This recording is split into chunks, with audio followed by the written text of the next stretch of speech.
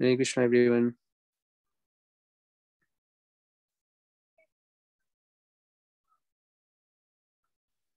Hare Krishna.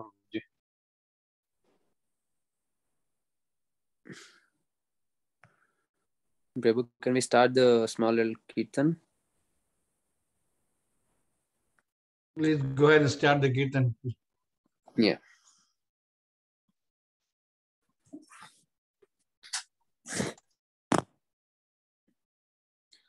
Namo Vishnu Padaya Krishna Prestaya Bhutale Srimate Bhakti Vedanta Swamin Iti Namine Namaste Saraswati Deve Gauravani Pracharini Nirvishesha Shunyavadi Paschyata Deshatarini Jaya Shri Krishna Chaitanya Prabhu Nityananda Shri Advaita Gadadhar Srivasadi Gaur Bhakta Vrinda Hare Krishna Krishna Krishna Hare Hare Hare Rama Rama Rama Hare Hare Hare Krishna Krishna Krishna Hare Hare Hare Rama Rama Rama Hare Hare. Neil Prabhu, let Tandika Prabhu and respond to you. You're leading. Okay. Yeah, sure. Hare Krishna, Krishna Krishna, Hare Hare, Hare Rama, Rama Rama, Hare Hare. Hare Krishna, Krishna Krishna, Hare Hare, Hare Rama, Rama Rama, Hare Hare. Hare Krishna, Krishna Krishna, Hare Hare, Hare Rama, Rama Rama, Hare Hare. Hare Krishna, Hare Krishna, Krishna Krishna, Hare Hare, Hare Rama, Hare Rama, Rama Rama, Hare Hare.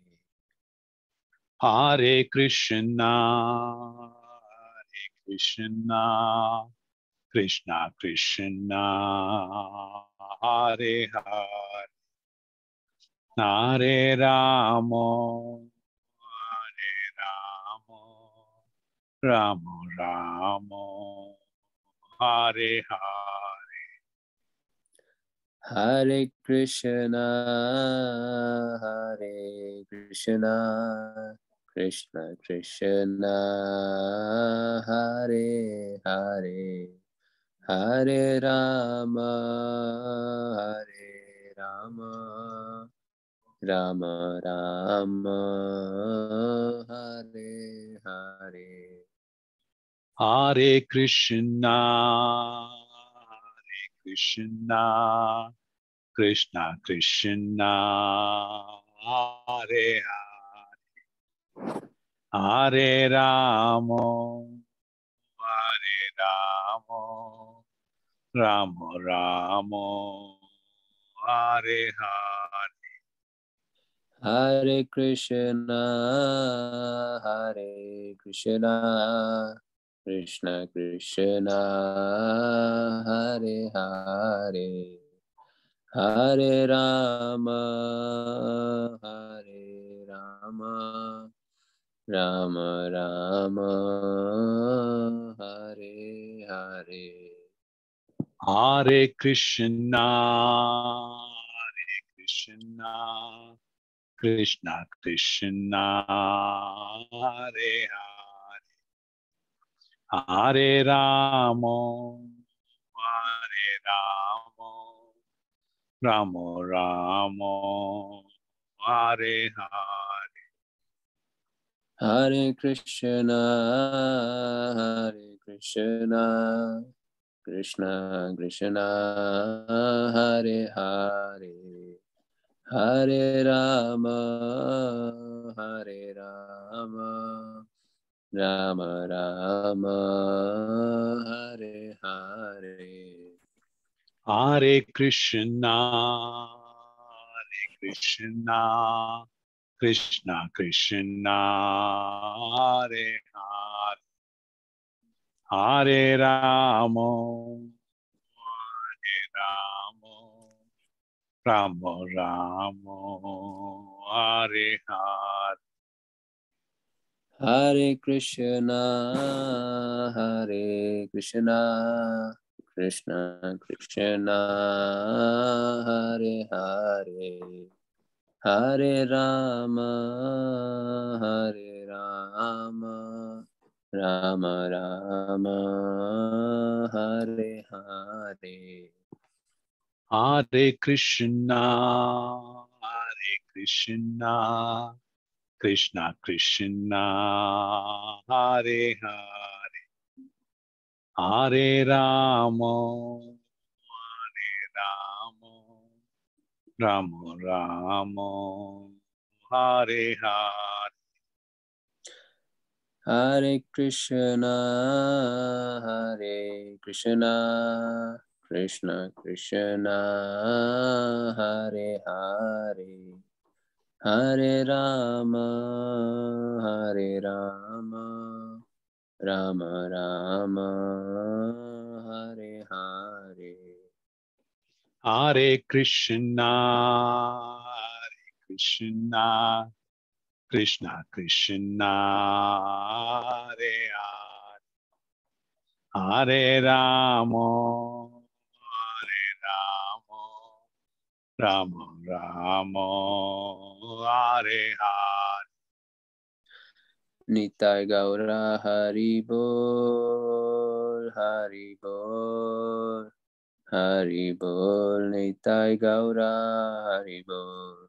Nitai Gauda Hari Bo, Hari Bo, Hari Bol, Nitai Gauda Hari Bol.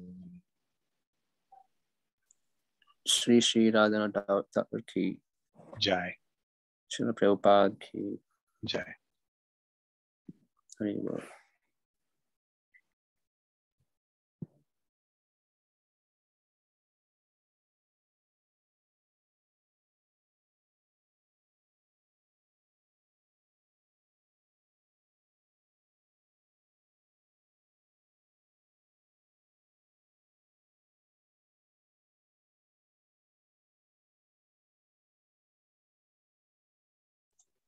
Maharaj should be joining us momentarily. Maybe you can keep on chanting, Anil Prabhu. Yeah, sure, Prabhu. Hare Krishna, Hare Krishna, Krishna Krishna, Hare Hare, Hare Rama, Hare Rama, Rama Rama, Hare Hare. Hare Krishna,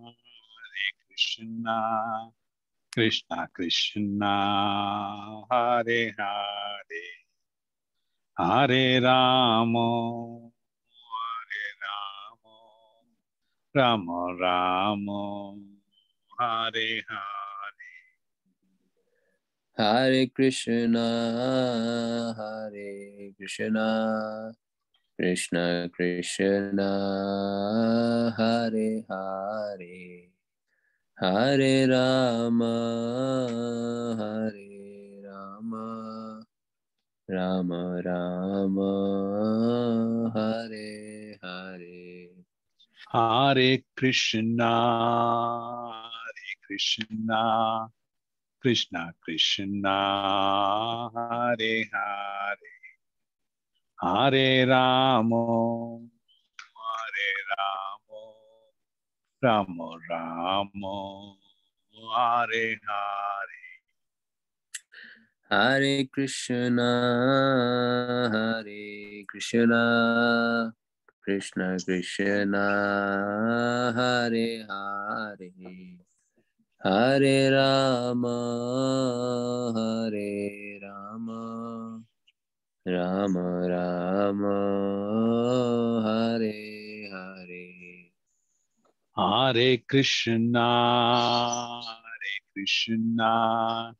Krishna Krishna, Hare Hare, Hare Rama, Rama Rama, Hare Hare.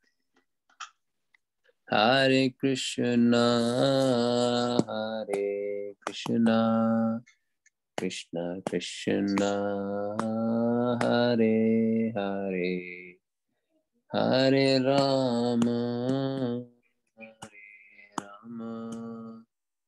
Rama Rama, Hare Hare. Hare Krishna,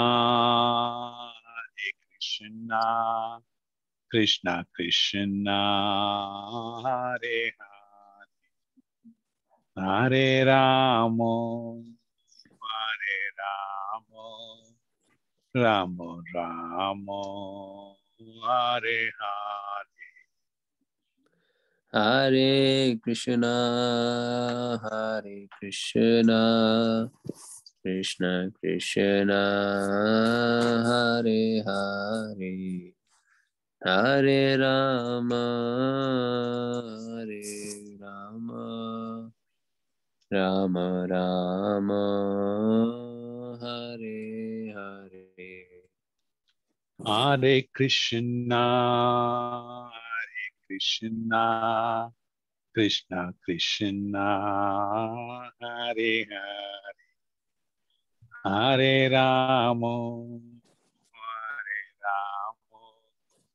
Rama Rama, Hare Hare. Maharaj is here. I think he is. Yes, thank you, Maharaj, for your mercy. So we can Yes, start the program. I'm very merciful. Hey, Yes, Abhishek and Abhishek and Manju don't have their cameras on. Matt, I don't have my camera on because I keep coughing and no one wants to see me keep coughing. That's all right. No, we want to see you. Okay. Where is Abhishek? I'm on. Hey, Thank you so much. oh, there you are. Yeah, that's why I make sure nobody's multitasking. So, where's Sarvani? She wasn't here. I'm here, She's Maharaj. gonna I'm join at work, Raj. so I've joined separately. Thank you. Nice to see you again. Nice to see you, Maharaj. So, which Sikshastakam are we going to do today? Are you going to start with first verse and then we can go from there? I thought we did the first verse. Was that somewhere else I did that? No, you did not. You just mentioned about it, but we did not Oh. go through that. Yes, Maharaj. Don't we start out like negotiating? I mean, prices, bonuses. Something like that, Maharaj. I mean, Abhishek is writing the contract, Maharaj. you have to motivate me. Yeah, Abhishek is writing the contract, Maharaj. When I'm getting my Justin Davis, Maharaj, soon. Was someone going to send it to you or not? You said you Oh my God. Oh, my apologies, Nitai. Please don't sue me. Let's see. After Guru Maharaj's review, I'm so eager to read that, Maharaj. Actually, I'm going to, it just take me 1 second.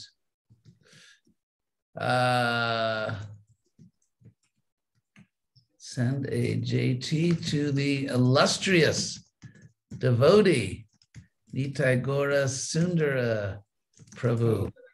And then this will take 1 second, then we'll jump into the philosophy. So Anand Leela just sent the link where to get the book. So, Oh, I will send you one as a gift. okay, thank you, Maharaj. Let's see.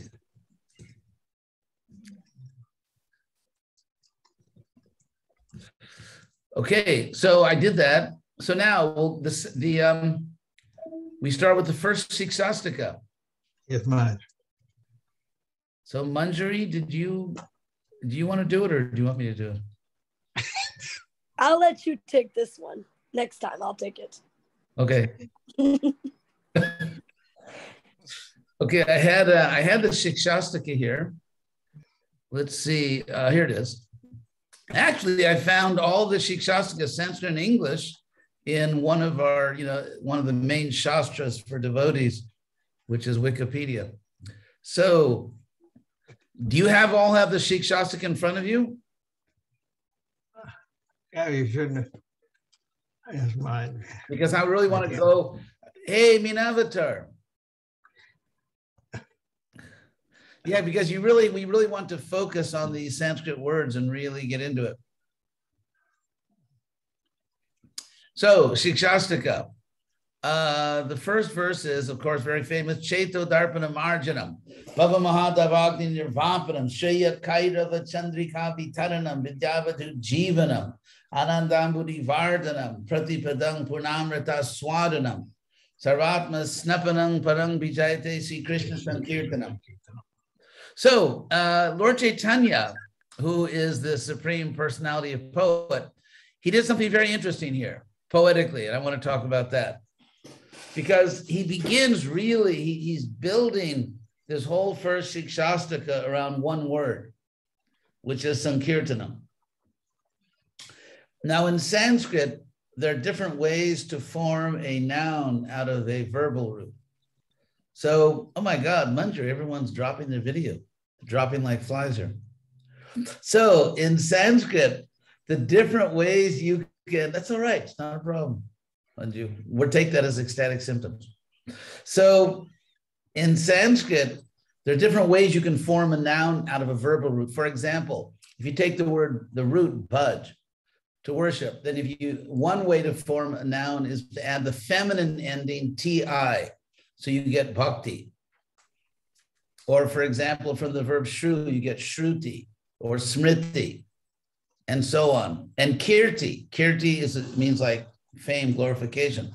Another way you can form a Sanskrit root, a noun out of a root, is by adding the neuter ending anam.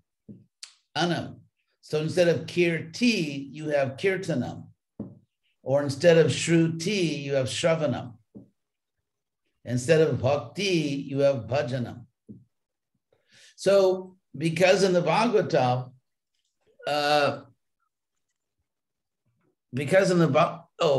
Tanu, he has that light on his Christmas tree there. It's a little distracting. Dandika Prabhu. Can you tag the... Yeah. So because in the Bhagavatam, there is a mention that in this age, Yagyayar Sankirtana Prayar, that the Lord will save the world in Kali Yuga, in this Kali Yuga, mostly by Sankirtanam. So Lord Chaitanya has taken that word Sankirtanam, which is the form in Sanskrit, and then he's described and sung, of course, it just means together, like all together, Sankirtanam, which we translate as congregational chanting. So he's taken this word Sankirtanam from the Bhagavatam, and then he's explained it by many other words, all ending in the same anam. So there's this poetic consistency. He's describing Sankirtanam with other words that all end in anam. In other words, they're all neuter nouns made in the same way. So now let's go through the list and see. The first one is Chaitodarpana Marjanam. Marjanam. So Marjanam, again, a noun from the Sanskrit root, which means to clean. So Marjanam means cleaning. And the anam ending is almost like ing in English. You could say clean or cleaning or worshiping and so on, something like that. So he says that Sankirtanam is Marjanam. It's cleaning. And what is it cleaning?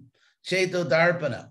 It's cleaning the mirror of the heart, or the mind. The idea is our chaitas, our consciousness or our heart. Through that, we see everything. It's like the lens through which we see everything. And so it's like a mirror, because whatever is out there in the world, in a sense, it's like in a camera, the image reflected on the camera and the lens. And so whatever we see out in the world is reflected on the heart. And then it forms an image in our mind. So if the lens, or if that upon which things are being reflected is dusty or dirty, you can't see what's really out there. If you're in a house and your window is all dusty or dirty, you can't see what's actually out there outside your window. So therefore, Chaitodarpanam, this mirror of the mind, Marjanam. So Sankirtanam at the very end, because the last word, it's a very beautiful poem, because the very last word in this first Ashtakam, it's actually or Sikshastakam, or the very last word in the very first Shiksha, the very first instruction, the last word is Sankirtanam. And so what is Sankirtanam? It is Marjanam. It is Chaitodarpana Marjanam. It is cleansing the mirror of the mind. And then it's Bhava Mahadavakti Nirvapanam. You see another neuter noun in anam. It's Nirvapanam. And Nirvapanam is it's the causative form of the verb. Anyway, basically the same verb from which you get nirvana.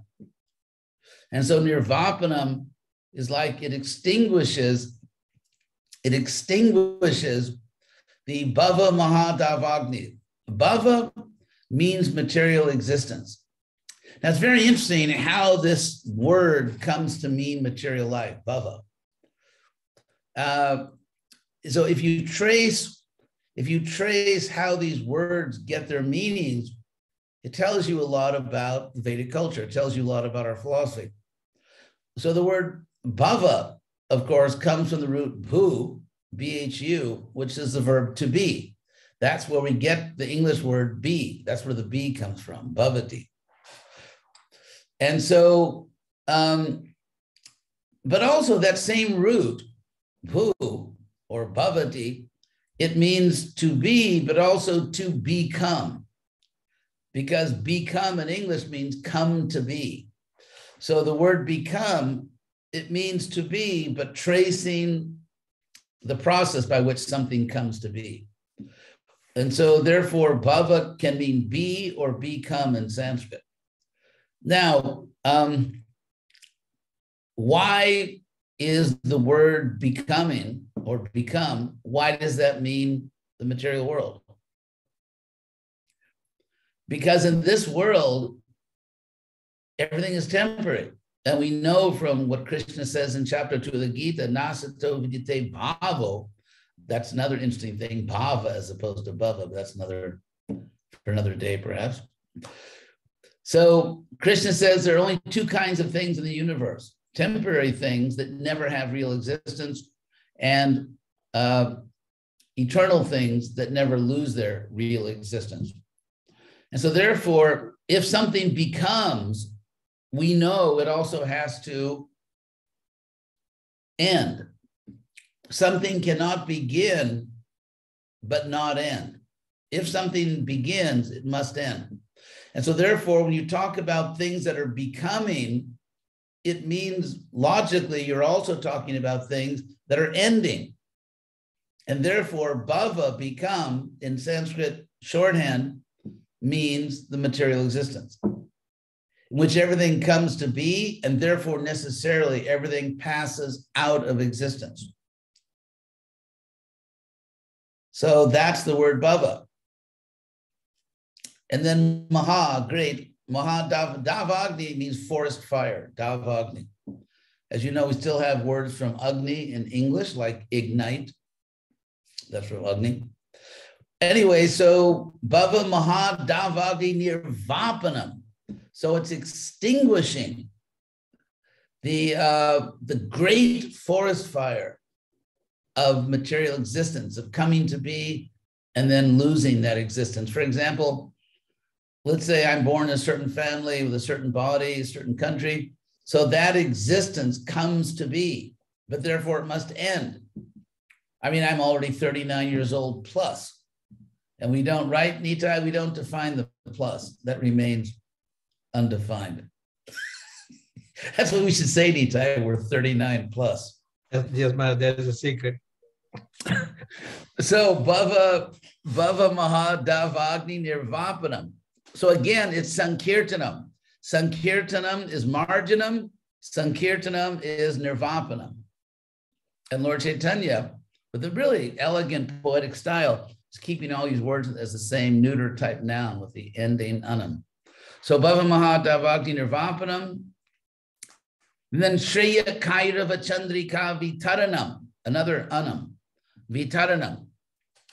So Shreya in Sanskrit is the comparative degree of Sri. The word Sri means fortune, beauty, and in India they put it in someone's name like Sri something, Guptaji or something.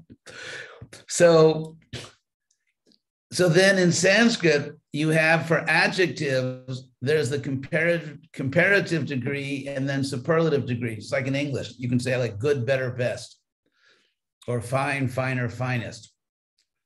So we make the superlative degree in English from ST, finest, loveliest, coldest, hottest. That ST to make this comes from Sanskrit.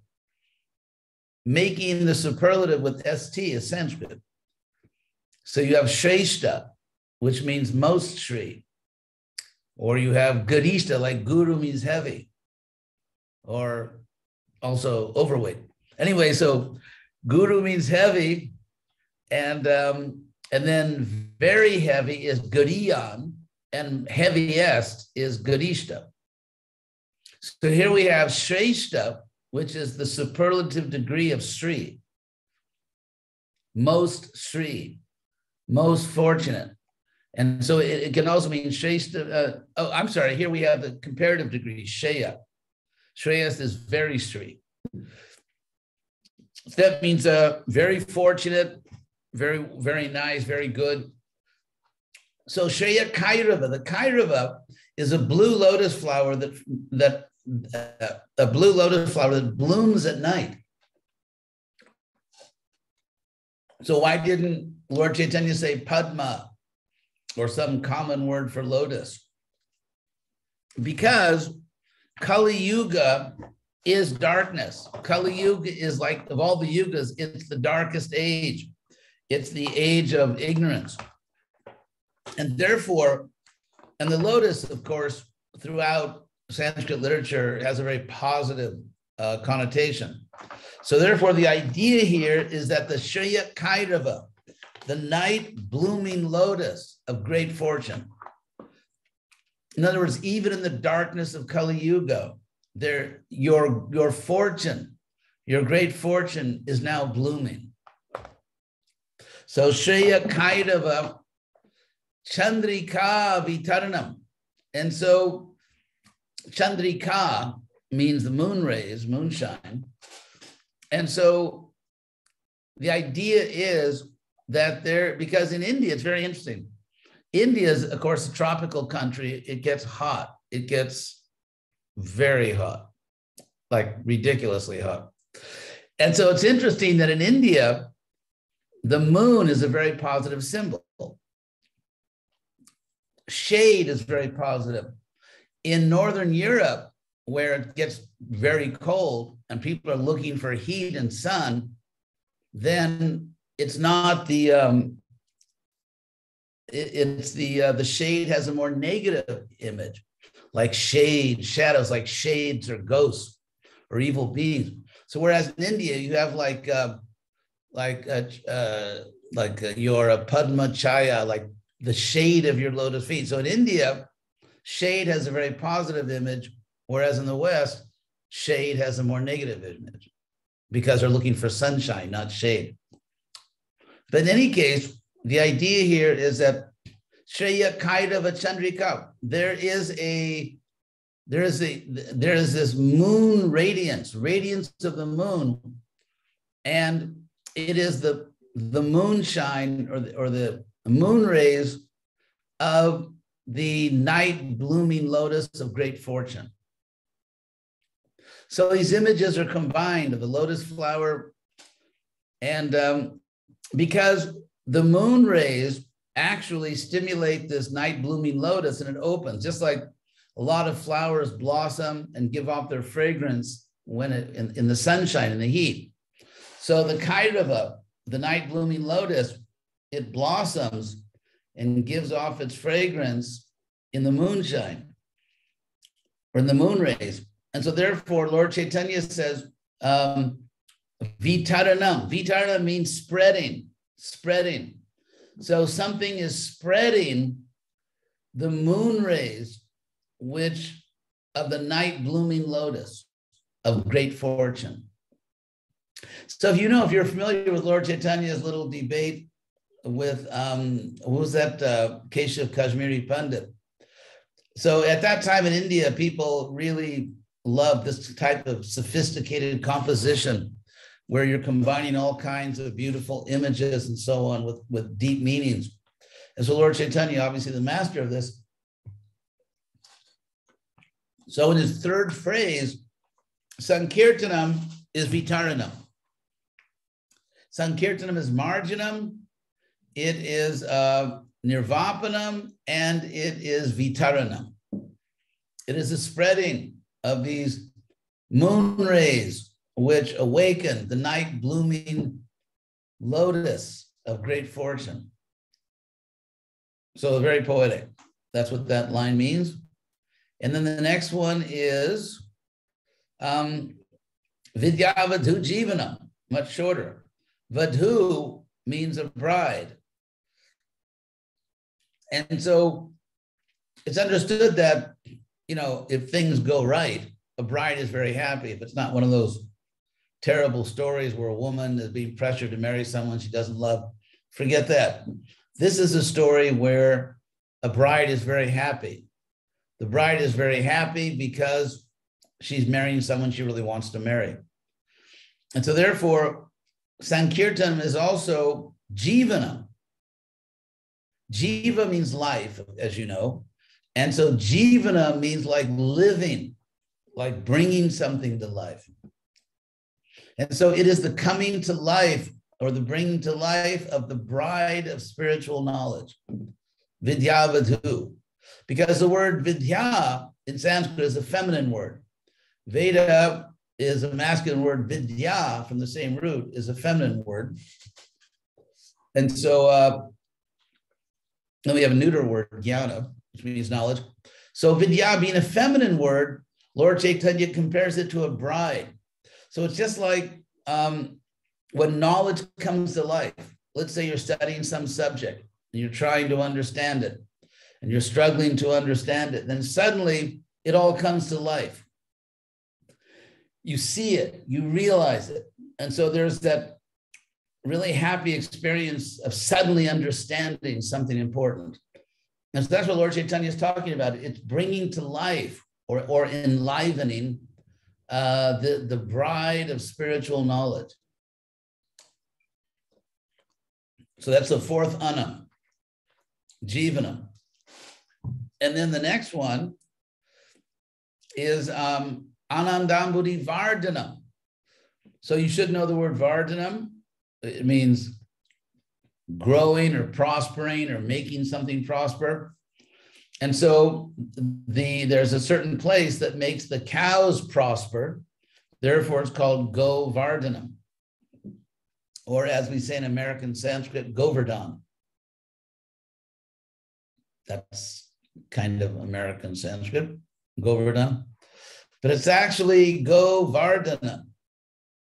That which makes the cows grow, that which makes them prosper, Govardhanam. So here we have something else which is being increasing, which is being made to grow, and that is Anandamudi. It is the ocean of bliss. Ananda, of course, you know bliss, and Ambudi. Ambudi means ocean. So as Prabhupada says, normally the ocean doesn't grow, but here is causing the ocean of bliss to increase, to grow. So that's the fifth quality of Sankirtanam. It is Vardhanam. And then Pratipadam. The word prati has various meanings in Sanskrit. Here it means each or every, at every step, at each step. So Sankirtanam, the sixth quality is, it is Purnamrita Swadhanam. Aswadhanam, of course, means tasting. Tasting, Aswadhanam.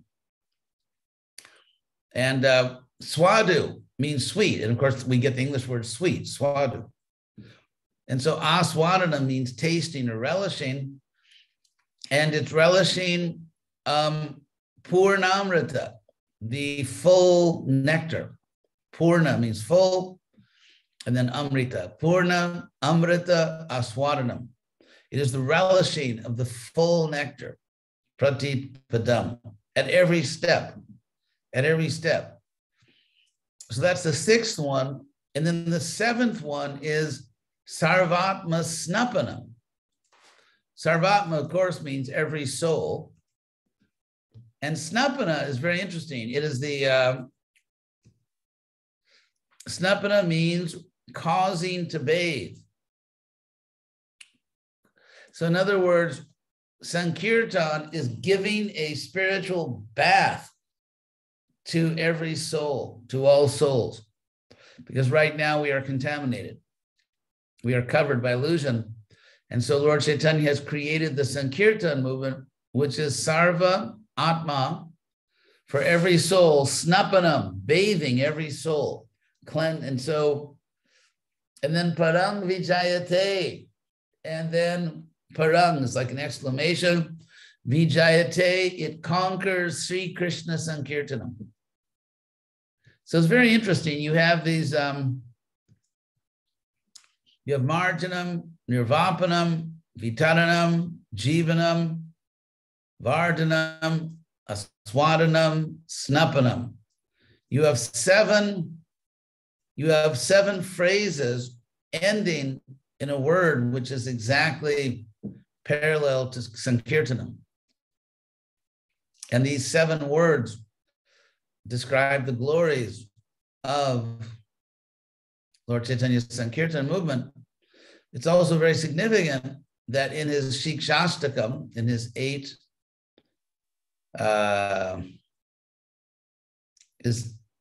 stanzas of teaching, because Shiksha means teaching, like a Shiksha guru, a teaching guru. Well, we have plenty of those in Murfreesboro. So the idea is that in his very first of the Ashtakam, of the 8 stanzas, the first one, Lord Chaitanya is emphasizing the glory of spreading this movement, the glory of Sankirtanam.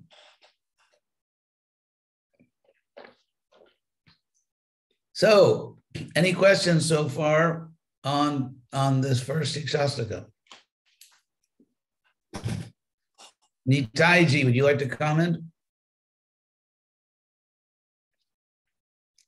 I'm reading this Sikshastakam every day, but you're giving the new perspective, how to look into every word and see, realize what now the last thing you said, that Mahaprabhu gave this glory of spreading the Sankirtan movement. That's very relevant. Yes. Today. Yeah, it's not japa. It's very interesting, the balance, because Lord Chaitanya, through Prabhupada, also gave us our own meditation. Our own, so because we're supposed to be bhakti yogis and bhakti yoginis. And so we have our own meditation, but then again, we have our social group activity where we all chant together. So there's this nice balance. You have your private life and your public life. You're individual and you're part of a group. So it's even psychologically, wouldn't you say, Nitai, that that's a healthy balance, to balance your private life and your public life? Yes, Maharaj. I think it goes hand in hand, and if your Sankirtan is going, then your private life, japa is going well too. Yes, and vice versa. So any questions, Abhishek? Do you want to give your purport? No question for me, Maharaj. I appreciate the opportunity, though.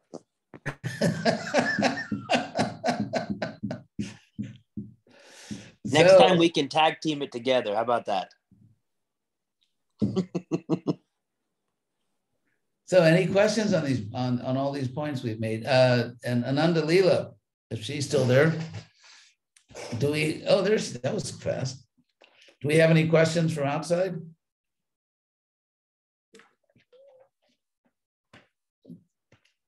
Hemalata, you don't have any question for Maharaj on this beautiful explanation? It's beautiful, Maharaj. I would never have got it on my own. Thank you. Hare Krishna. Maybe Radha Vallabh, Prabhu, you have any question on that? No, Prabhu, it's beautifully explained by Maharaj. There's no chance for any questions at all.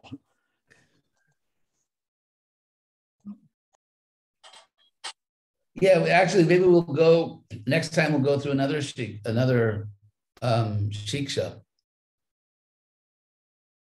Namakari Bahudani Sarva Shaktis, which is amazing. Yes, Maharaj, that will be, after the way you opened up this verse, I'll wait for the next one. The next verse is it is very, that's in comparison to second verse. The first verse is a little easier than to open up the second verse. Second verse is very intriguing, than the more intriguing than the first verse, the way you present it. Actually, it's very simple in Sanskrit. Sanskrit is simple, but the way you presented the first verse, we can open our eyes. I don't know how the second verse will come out. That's what I'm saying. The second verse is also glorious. So that's okay. No spoilers. Okay. That will be in 2022. Oh my. Yeah, it's December 21st now. That's my. So you tomorrow is the Bhaktisiddhanta, the disappearance that you want to say some few. Oh, tomorrow is Bhaktisiddhanta's disappearance. Yes, Maharaj. So you want to say something about it? Oh my. 1 second, let me just.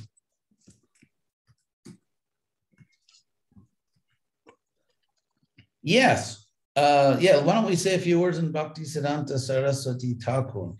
Yes. He's a Prabhupada was once asked about his guru, and he replied, "What can I say? He was a Vaikuntha man." And so Bhaktisiddhanta was, as we know, or is, a pure soul from the spiritual plane who came here to help us. And so we, through Prabhupada, we are intimately connected to Bhaktisiddhanta, actually. They're intimately connected. Prabhupada used to say the grandfather is more merciful.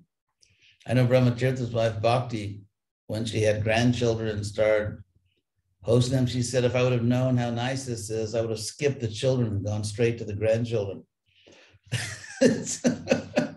Me too, Maharaj. Hey, it's rude.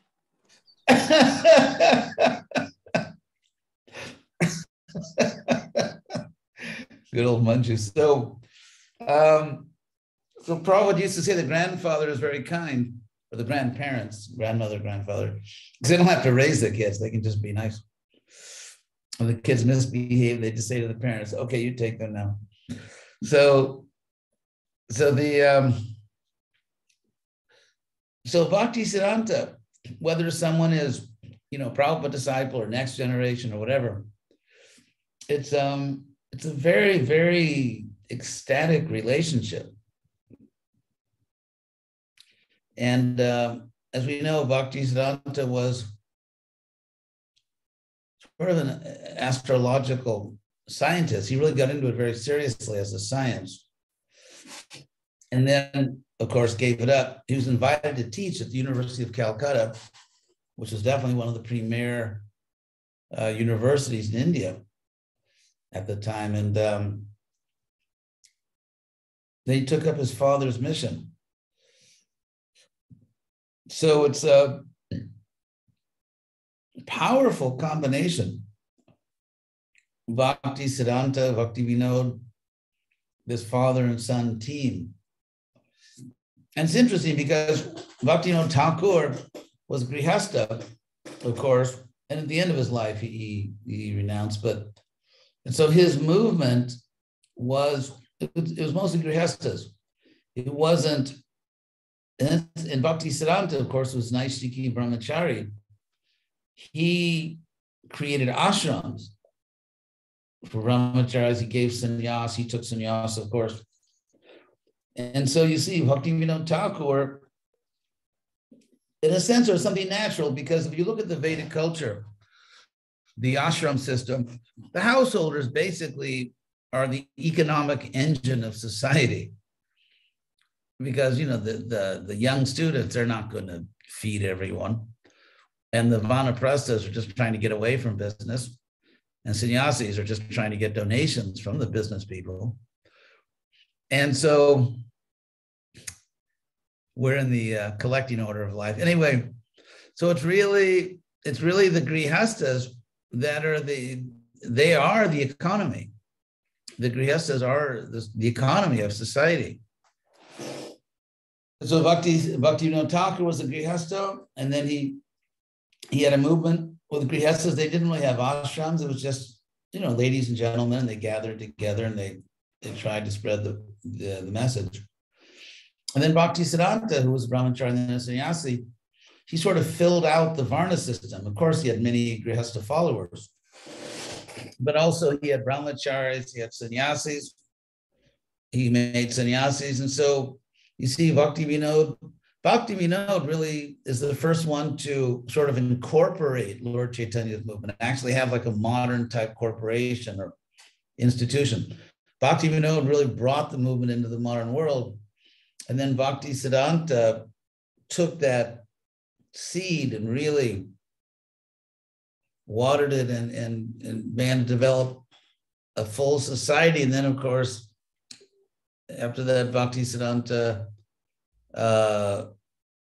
was represented so uniquely by our Prabhupada, and he took it to the whole world, something which no one had really imagined. But I mean, you have to imagine if you're living, this was Bhakti Siddhanta's vision, this was his dream, but if you were living in the British Empire, it kind of seemed like the last thing in the world anyone can do is conquer the West. I mean, that seemed like, if you said that, people would think you're crazy. Because almost all the cultural influence was going the other way. It was all going the other way. And India was it was a colony. And everything European was better. India had their old books and their old, fairy tales and mythology, but the West had science. The West had real scholarship. The West had power. They had the big guns. They had all the new inventions. They had, world power. And so Bhakti Siddhanta, by the way, I mean, really, Bhakti Vinod and Bhakti Siddhanta are the co-founders of Krishna West. If you look at Bhakti Siddhanta once wrote an essay, I think with his father. They would sometimes do essays together, and they make these really heavy statements.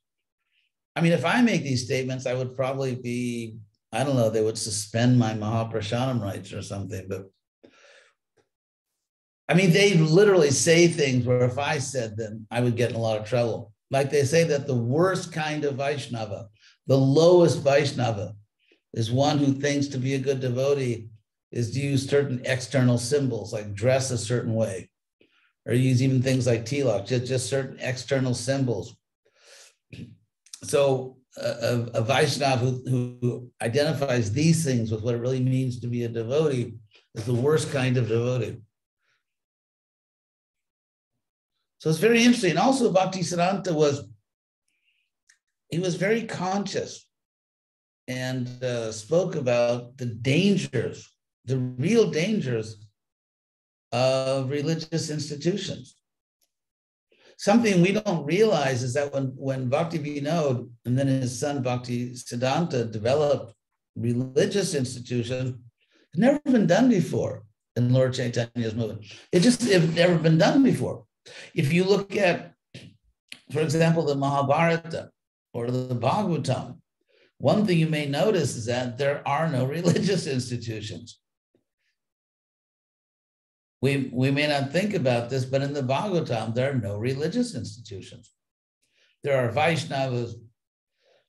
I mean, the Vaishnavism is more of a devotional practice. If you look at the relationships between devotees and Shiva in the Bhagavatam, it's always commerce. They always want to get some boon, and usually it's for some crazy purpose to kill their enemies or so their enemies, something like that. But what you don't really find in the Bhagavatam is people worshiping Shiva just out of devotion.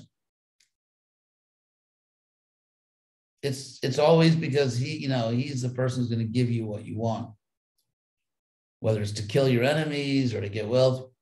So devotion is really for Vishnu or Krishna. Anyway, so there are no religious institutions in the Bhagavatam. And then in Lord Chaitanya's movement, they were united and so many great devotees, but they didn't really have an institution. They didn't have like a secretary and a treasurer, a vice president and a president, or even like an official. There's just kind of all these great devotees who were working together. And then the movement fell on hard times. And so when Bhaktivinoda Thakur starts his institution, And then his son, it's something new. It's never been done before. Certainly not in Gaudiya Vaishnavism. I mean, interestingly, it looks like the South Indian Vaishnavas were more organized, perhaps. Like you look at the Ramanuja group or Madhvacharya, they seem to have more what we could recognize as an institution. But because in Lord Chaitanya's movement, Bhakti Vinod and Bhakti Siddhanta are doing something entirely new that's never been done before, they're also very aware of and concerned about possible negative effects. Because the whole point of Raganuga Bhakti is the spontaneous devotion. And everyone knows, anyone with half a brain knows that institutions tend to become corrupted. I mean, look at the governments. The government in America was just like a sort of a, disgusting group of people in office who are basically just trying to keep their own power. So, not to speak of their relatively low level of intelligence, as you can see when they speak. So, anyway, so Bhakti Siddhanta, who really, and of course, he's the guru of our Prabhupada. And Prabhupada always made it very clear that whatever he was doing, he was doing it because he was inspired by Bhakti Siddhanta. Of course, Prabhupada's a pure devotee. He has obviously many sources of inspiration, but as a dutiful disciple, he did give the credit to his guru. So I think we'll end here. Nitai, I hope you got your money's worth. Thank you, Maharaj. No, I don't think money can buy this wisdom and devotion, but I think that means I don't get a donation. Anyway, just you will get donation. I'm joking, Nitai, I'm joking. I'm passing the basket right now, Maharaj.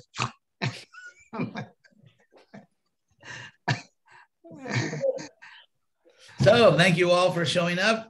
Thank you, Maharaj. Thank you very much. Thank you, Maharaj. Thank you, Maharaj. Abhishek, do you have any last words? Thank you, Maharaj.